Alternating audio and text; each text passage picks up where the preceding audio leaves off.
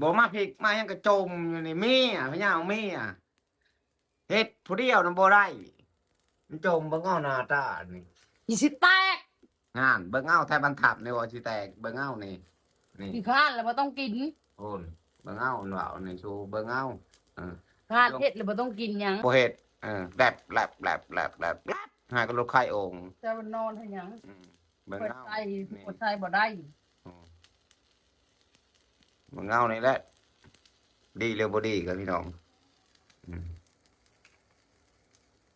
บ่ดีอีบ่ดีนี่ละว่าในแตกมือนี่ อ่า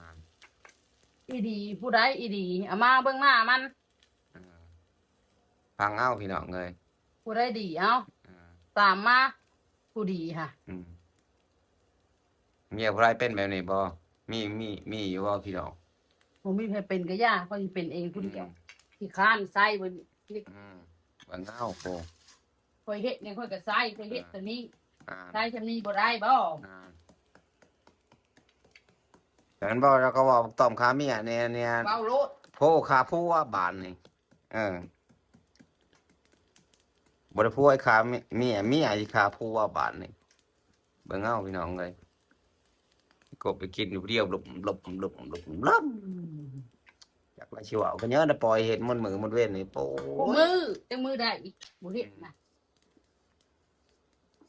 ผ่ากับมีดมาพร้อมกันบ่เงานี่ได้พี่น้องเอ้ยขอให้นอนก็บ่ได้เป็น บ่มีปาก เป็นเท่ากี่ขานจักเทื่อหนึงก็บ่ได้เป็นพี่น้องเอ้ย เป็นเลือดไข่โอ่งเป็นโอ่งเนี่ย นอนกินจักบาทหนึงก็บ่ได้นอนเบิ่งเอานี่แหละพี่น้องเอ้ย ยังบ่เอา ตั้งอยู่ผานาชูดินเฮ็ดคงกินนี่ก็ บ่เอาหน้า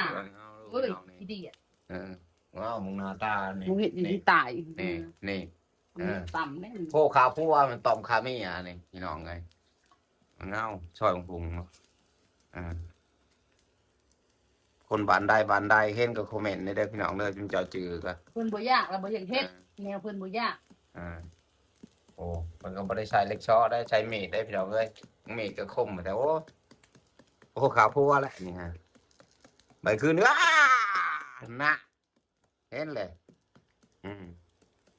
กาเชียโลหยานพี่มาเข้าพันเพิ่นมาพี่น้องเอ้ยอ้าวลายยายห่างพี่น้องขอกันจบคลิปพอชำนี่ไปเห็นก็กดไลค์กดแชร์บ่กดแล้วก็ยาพี่น้องบ๊ายบาย